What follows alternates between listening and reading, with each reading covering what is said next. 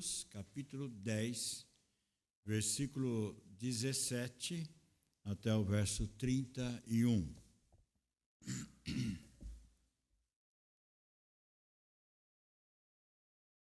Evangelho de Marcos, capítulo 10, verso 17 a 31. Nós vamos fazer essa leitura de forma responsiva. Convido a igreja que participe na leitura desse texto. Assim diz, então, a palavra do Senhor. E, pondo-se Jesus a caminho, correu um homem ao seu encontro e, ajoelhando-se, perguntou-lhe: Bom mestre, que farei para herdar a vida eterna?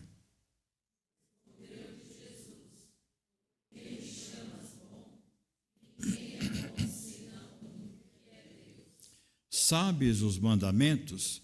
Não matarás, não adulterarás, não furtarás, não dirás falso testemunho, não defraudarás ninguém, honra o teu pai e a tua mãe. Então ele respondeu: Mestre, tudo isso tenho observado desde a minha juventude. E Jesus, fitando-o, o amou e disse: Só uma coisa te falta. Vai, vende tudo o que tens, dá aos pobres e terás um tesouro no céu. Então, vem e segue-me. Ele, porém, contrariado com essa palavra, retirou-se triste, porque era dono de muitas propriedades. Então, Jesus, olhando ao redor, disse aos seus discípulos: Quão dificilmente entrarão no reino de Deus os que têm riqueza. Os discípulos estranharam essas palavras, mas Jesus insistiu em dizer-lhes: Filhos, quão difícil é para os que confiam nas riquezas entrar no reino de Deus. É mais fácil passar um camelo pelo fundo de uma agulha do que entrar um rico no reino de Deus.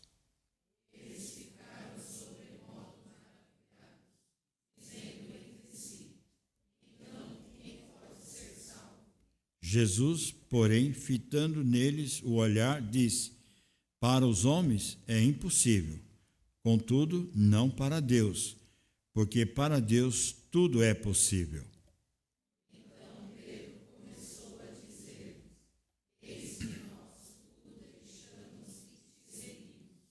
Tornou-se Jesus: Em verdade vos digo que ninguém há que tenha deixado casa, ou irmão, ou irmãs, ou mãe, ou pai, ou os filhos, ou campos, por amor de mim e por amor do Evangelho.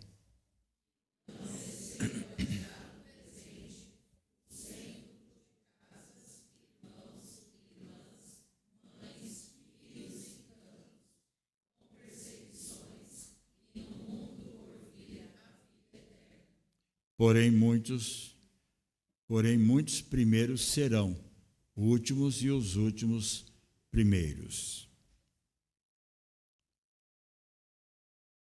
Quando nós olhamos para os 4 evangelhos da palavra de Deus, nós encontramos momentos marcantes na vida do Salvador com várias pessoas de situações diversas, que teve um momento muito peculiar e especial com a presença do Mestre. Eu digo como encontros maravilhosos. Nesse encontro maravilhoso, nós podemos destacar alguns nomes aqui que fez diferença na vida deles. Por exemplo, a mulher samaritana, lá no poço, lá quando teve aquele encontro com Jesus. Depois de conversar com o Salvador, depois de descrever toda a sua história, a sua vida, ela volta animada, feliz, alegre para os seus patrícios samaritanos e fala do que ela havia recebido do Senhor, do Salvador, Jesus Cristo. E ela então fala daquilo que Jesus realizou na sua vida. Um encontro assim abençoador na vida daquela mulher. Podemos lembrar, por exemplo, também Zaqueu, aquele homem desqualificado, rejeitado. No entanto, no encontro maravilhoso que teve com o Senhor ali no caminho de Jericó, o que aconteceu? Houve salvação no coração de Zaqueu. O Senhor vai para a casa de Zaqueu e ali há salvação. E ali há transformação de vida. Assim nós temos vários encontros, como a mulher, por exemplo, também adúltera, que diante dos seus pecados, condenada, pronta a ser apedrejada. No entanto, Jesus vem, mostra para aqueles inimigos que queriam apedrejá-la até a morte: se não tem pecado, tira a primeira pedra. Todos foram embora. E Jesus disse: eu também não vou atirar. Vai e não peque mais. E ela foi transformada pelo poder de Deus. Irmãos, assim temos vários outros exemplos na Bíblia da aproximação de Deus, trazendo no coração do homem, no coração da mulher, mudanças profundas, não só pessoais, mas espirituais, fazendo diferença na vida e na sociedade. Mas nós temos um texto aqui que mostra uma situação que muitas vezes tem incomodado também dentro do segmento da igreja. As pessoas querem servir a Deus, querem cultuar a Deus, querem fazer a obra de Deus, mas sem abrir mão de certas coisas que muitas vezes se prende ao presente século. Nesse contexto, nós encontramos aqui este contato, este diálogo que tem aqui Jesus com este homem ou com este jovem rico. Mas esse jovem se apresenta com algumas coisas muito interessantes, de uma experiência ou de uma formação da sua juventude, que aprendeu a guardar os mandamentos, as leis de Deus. Ou seja, os seus princípios morais, muito respeitados, sem dúvida, a sua cultura elevada, responsável por cumprir, vamos dizer assim, na sua ideia, a lei de Deus. Jesus então vem e começa esse diálogo. E como é que nasce esse diálogo? Uma pergunta que esse jovem faz ao Senhor, né? E diz assim: bom mestre, que farei para herdar a vida eterna? O que farei eu e você para herdar a vida eterna? Quem sabe um dia você fez esta pergunta e teve resposta correta, e você, sem dúvida, fez parte e faz parte desse encontro maravilhoso do Salvador. Mas esse jovem fez esta pergunta e ainda fazendo uma característica ou colocando na qualidade do Senhor como um bom mestre. E é verdade. E Deus responde para aquele jovem: que bom senão um que é Deus. A bondade perfeita só vem de Deus. No entanto, Jesus, então, vendo que esse jovem tinha todas essas qualificações, um conhecimento elevado da sua cultura, cumprindo as leis de Deus, eu falei assim: então vou mostrar a esse jovem o que ele deve então fazer, né? Já que ele tem essa ansiedade, esse desejo de ter a vida eterna, vem então o Senhor e faz algumas colocações. E é nesse contexto que eu gostaria de compartilhar com a igreja, pensando em alguns pontos para nós que temos certeza, convicção da vida eterna, que é real, que é verdadeiro, que caminhemos então nessa segurança. Mas é possível que muitas vezes entramos na igreja, domingo após domingo, e ainda temos uma insegurança da vida eterna. E não podemos ter, como aconteceu com este jovem. Veja bem o que nós vamos compartilhar aqui. Falta-te uma coisa. O que é que falta na sua vida para ter convicção de que Jesus é o Senhor e Salvador da sua vida? Você pode dizer: graças a Deus que eu já sou salvo. Louvado seja então o nome do Senhor por isso, na minha vida e na sua vida. Mas é possível que alguém diga assim: eu ainda não tenho certeza. Então você pense bem naquilo que o Senhor fala nesta noite ao seu coração através da sua palavra. Há uma palavra muito clara do Senhor Jesus quando está no diálogo com esse jovem. Diz algo muito interessante. Primeiro, mostra o Senhor Jesus um profundo amor por esse jovem. Não há dúvida, a palavra de Deus, no Evangelho de João, capítulo 3, verso 16, diz que Deus amou o mundo de tal maneira que deu seu Filho unigênito, para que todo aquele que nele crer. Deus revela o seu amor. O seu amor é imensurável pela sua igreja, pelo seu povo, pelo seu escolhido. E essa manifestação do amor de Deus não nasceu simplesmente neste momento, ou neste aspecto ali. Essa obra do amor de Deus já veio da eternidade. Deus, na sua eternidade, já revelou o seu amor para a sua igreja, para o seu povo, para os seus escolhidos. O Senhor, então, mostra este amor para este jovem. Então, no verso aqui, 17 até o verso 21, ele mostra esse profundo amor, dizendo, então, se você de fato deseja realmente o seu coração ter a vida eterna, então, você deve então fazer essas coisas. E ele então vem e responde no verso 20, o jovem, mestre, tudo isso tenho observado desde a minha juventude. Então não era uma pessoa, vamos dizer assim, a princípio aqui, desobediente. Seu coração inclinado estava em fazer aquilo que de fato agradasse realmente o Deus Todo-Poderoso. Mas o mestre sabia muito bem que faltava alguma coisa naquele coração. Como ele conhece o meu e o seu coração, e sabe o que é que está faltando para uma entrega completa e genuína diante do nosso Deus. Nosso Deus, então, mostra o seu amor para com essa vida. E nós vemos isso também em toda a história. Deus salvando, Deus transformando, Deus quebrantando corações, mas muitas pessoas, muitas vezes, entram domingo após domingo, ano após ano, em templos, em igrejas, e têm o coração ainda fechado com respeito às coisas espirituais. Então, Jesus vem agora no segundo momento, no verso 21 ao verso de número 22, verso 21 e 22, vem para o segundo momento. O segundo momento é de tristeza e decepção. Por que tristeza e decepção? Porque Jesus vem e diz, só uma coisa te falta. Vai, vende tudo o que tens, dá aos pobres e terás um tesouro no céu. Então vem e segue-me. Creio, meus irmãos, que aí é uma das realidades do nosso dia. As pessoas estão presas ao presente século. Elas estão correndo de um lado para outro, elas estão se investindo de madrugada, a madrugada, virando noite, se acabando de forma profissional para garantir uma estabilidade econômica, financeira, achando que tudo isso é o suporte da garantia da segurança da vida.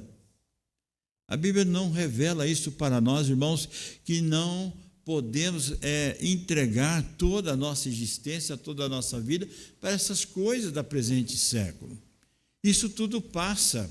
Por mais que Deus nos permite tais riquezas, mas tudo isso vai passar e passa rapidamente. Mas esse jovem, ele queria ter um encontro com o Senhor, ele queria ter certeza da vida eterna, mas ele queria de uma forma diferenciada, como hoje as pessoas pensam que podemos comprar a vida eterna. Eu tenho dinheiro, eu tenho posse, eu tenho riqueza, eu posso, quem sabe, com isso, comprar o meu pedacinho do céu, a tal famosa indulgências do século XVI. As pessoas hoje elas pensam que doando suas riquezas ou ajudando ali a acolá sem abrir mão dos seus valores, podem alcançar o céu. Não foi isso que Jesus ensinou. Por isso, olha, abre mão de tudo e segue-me. Ele não entendeu a mensagem do mestre, porque ele ficou preso com as coisas. Veio a tristeza no coração do jovem, veio a decepção também, porque ele não abriu mão dos seus valores terrenos. A exigência do Senhor era simples. No entanto, os finitos bens desse jovem falaram muito mais alto do que Jesus tinha para oferecer para ele, que era a vida eterna. Deus nos está dizendo, irmãos, que uma pessoa que Deus provém riqueza, não vai entrar no céu. Mais tarde ele fala como difícil é um rico entrar no céu. Ele está dizendo que as pessoas, quando colocam o seu coração preso às coisas da presente vida, a situação é realmente perdida. Mas Deus tem usado pessoas ricas, pessoas abençoadas para abençoar o povo de Deus, a igreja de Deus. Alguns anos atrás, uma família americana, ela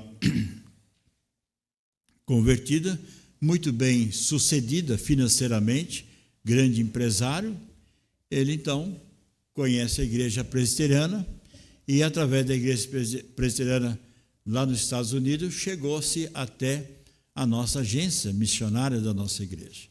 E ele então trabalha e mostra para que os recursos que ele tinha, queria dedicar de uma forma muito profunda para a obra missionária. E ele reserva um valor extraordinário, que tornou-se bênção durante 2 anos para muitos missionários, tanto no Brasil, fora do Brasil. Um homem que o seu coração não estava preso à riqueza, mas Deus usou a riqueza dele para ser bênção. Esse jovem não, ele não entendeu isso. Ele falou assim: não abrirei mão das coisas que eu tenho para seguir o Mestre, para ter essa vida eterna. Se eu puder comprar, eu compro, mas abrir mão da riqueza, não. É isso que hoje tem acontecido nos dias de hoje. Quantas pessoas não têm abrido mão de certas coisas para andar na presença de Deus? E é por isso que muitas vezes sofrem as consequências de uma vida de dor, de sofrimento e de tristeza. Quantas pessoas decepcionam Deus não abrindo mão das coisas maiores daquilo que o próprio Deus tem para nos conceder. E às vezes Deus tem tantas coisas boas para conceder a nós, quando nós colocamos tudo nas mãos do Senhor, mas nós queremos fazer do nosso jeito, da nossa maneira, e as coisas não caminham bem, e as coisas não dão certo. O grande teólogo Daniel A. Pollingen escreveu a seguinte frase: a vida presente é a infância da imortalidade. Então Jesus, olhando ao redor, disse aos seus discípulos: quão dificilmente entrarão no reino de Deus o que tem riqueza.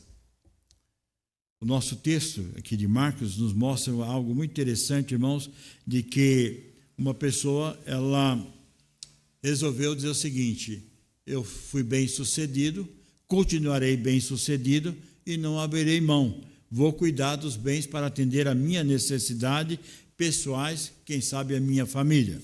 O escritor Lucas, no capítulo 12, ele escreve exatamente deste homem que agiu desta forma.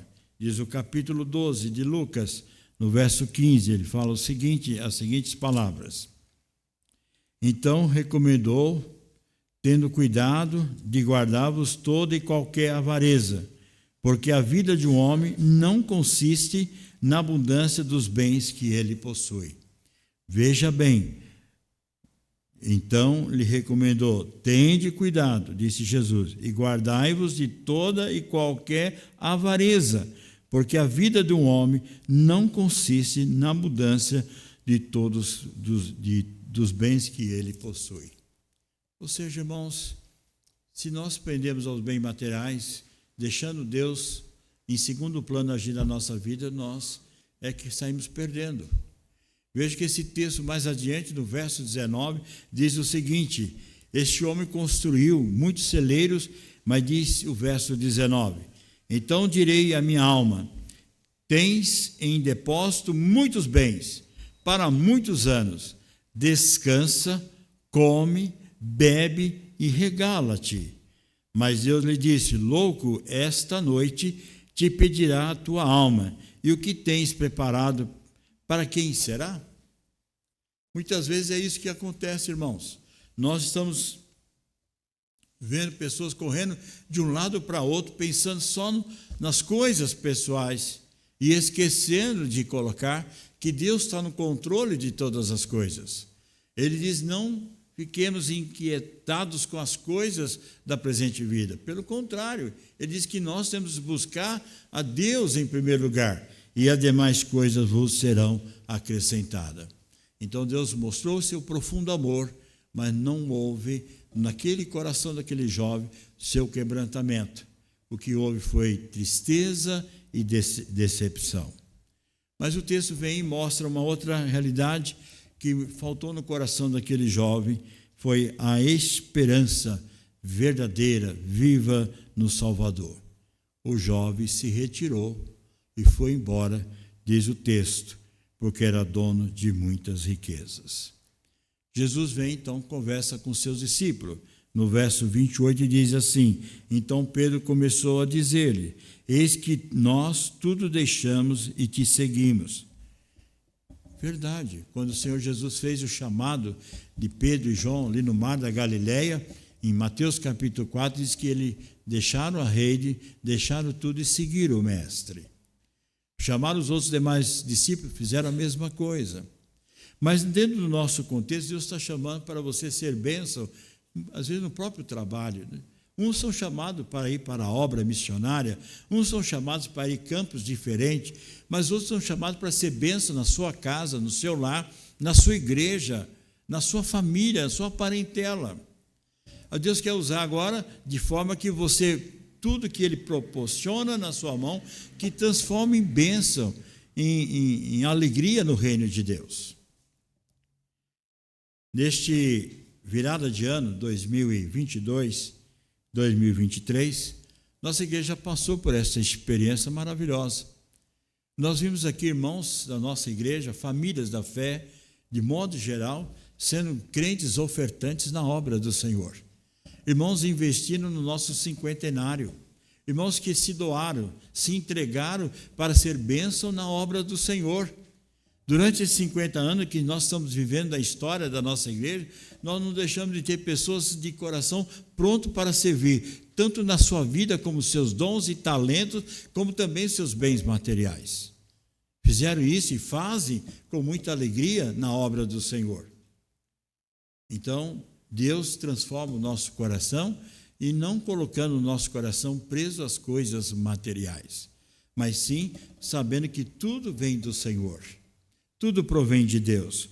O salmista, quando ele escreve, ele diz algo interessante no Salmo 127, chamando a atenção a nós, de como é que Deus trabalha com a nossa vida. Diz o verso de número 2 do Salmo 127. Diz o seguinte, a palavra do Senhor: inútil vos será levantar de madrugada, repousar à tarde, comer o pão que penosamente granjeastes. Aos seus amados ele o dá enquanto dormem. Então, irmãos, a obra do Senhor está sob o controle dele. E ele tem sobre a sua igreja as meninas dos seus olhos, seu povo, seus escolhidos, para ser canais de bênção no reino de Deus e na obra do Senhor. Portanto, o que Deus coloca em nossas mãos, os nossos recursos, as nossas finanças, não é para ser negociado com respeito à vida eterna. Por quê? Porque a vida eterna é graça, é obra de Deus, não vem negociação, não tem condições econômicas e financeiras que se compra. Como as pessoas pensam até os dias de hoje, como se boas obras garantissem a vida eterna. Não. Esse jovem foi embora, deixou esse grande tesouro da vida eterna, porque o seu coração estava naquilo que corrói. Mateus capítulo 6, versos 19, 20 diz que quem você vai servir? A Deus ou a riqueza? Se o seu coração está ligado à riqueza, materiais, será destruído. Mas o nosso tesouro maior é com o Senhor, com a vida eterna com Ele. Nessa caminhada da vida cristã, nós precisamos refletir, irmãos, o que falta para nós termos, de fato, uma vida entrega total diante do Senhor. Talvez alguma coisinha nós estamos ainda presos à presente vida e não estamos vivendo totalmente naquilo que Deus espera de cada um de nós, como discípulo de Jesus, como servo do Senhor. É verdade que o texto diz, olha, Para Deus nada é impossível. Não é mesmo. Ele quebranta o meu coração, quebranta o seu coração, Ele transforma a nossa vida, transforma o nosso ser para sermos bênção na obra do Senhor. Mas Ele trabalha mostrando através do Espírito Santo que algo precisa ser mudado. Falta-te uma coisa. Para esse jovem, faltou abrir mão dos meios materiais. E você? Talvez falta você abrir mão de mostrar para a sua esposa, para o seu esposo, de que o reino de Deus está em primeiro lugar. Quantas vezes o marido, ou a esposa, ou os filhos querem servir ao Senhor, são impedidos. Os pais não entendem, a família não entende, e a obra do Senhor fica em segundo plano. Não, eu não quero meu filho envolvido na igreja, eu não quero minha filha envolvida na igreja, basta ir ao culto à noite e pronto. Eu não quero ele na UMP, eu não quero ele na UPA, eu não quero ele envolvido em segmento nenhum. E nós perdemos filhos depois. Eu não quero nenhum compromisso com a igreja, eu estou cansado. Abre mão dos dons, enterra os talentos. Depois não tem forças para voltar, não tem resistência, porque perdeu a alegria de servir, de adorar, de prestar serviço ao Senhor. Quantos de nossos talentos estão enterrados? Bênção no passado, hoje não. É importante, irmãos, reconhecer o que é que falta. Falta uma coisa, e essa coisa vá diante do trono da graça de Deus.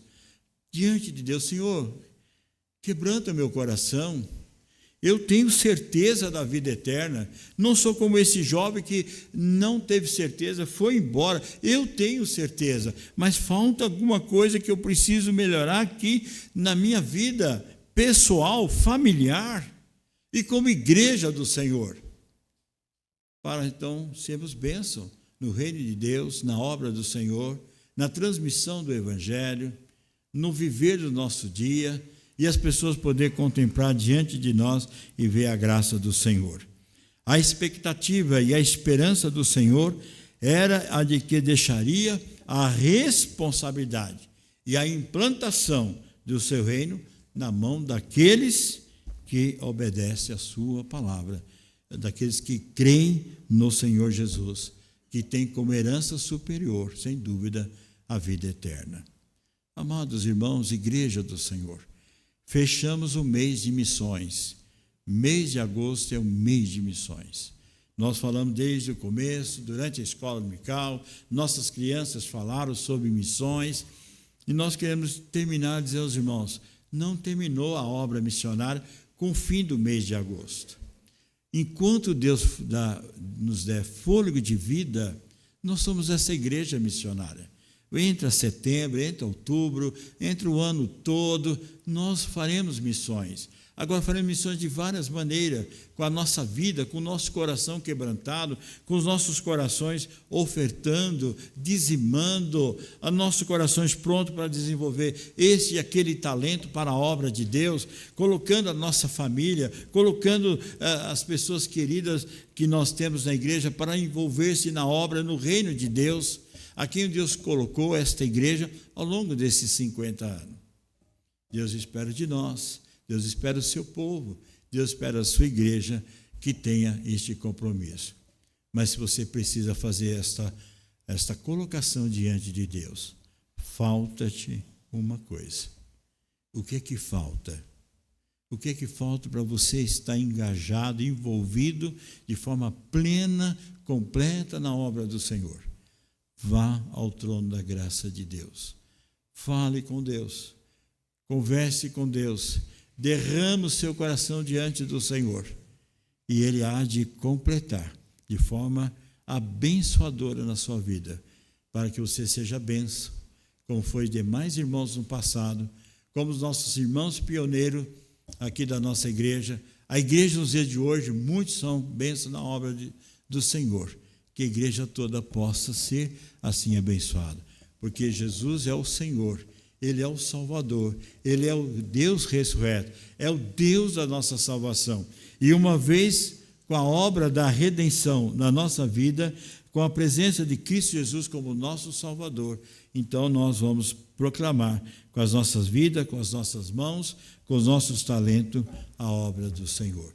Este jovem não entendeu isso, mas que você possa, pelo Espírito Santo de Deus, compreender esta verdade e sair daqui buscando diante do Senhor. Senhor, eu quero ser parecido contigo, eu quero desenvolver a tua obra com os dons e talentos que o Senhor me deu para a glória do Senhor.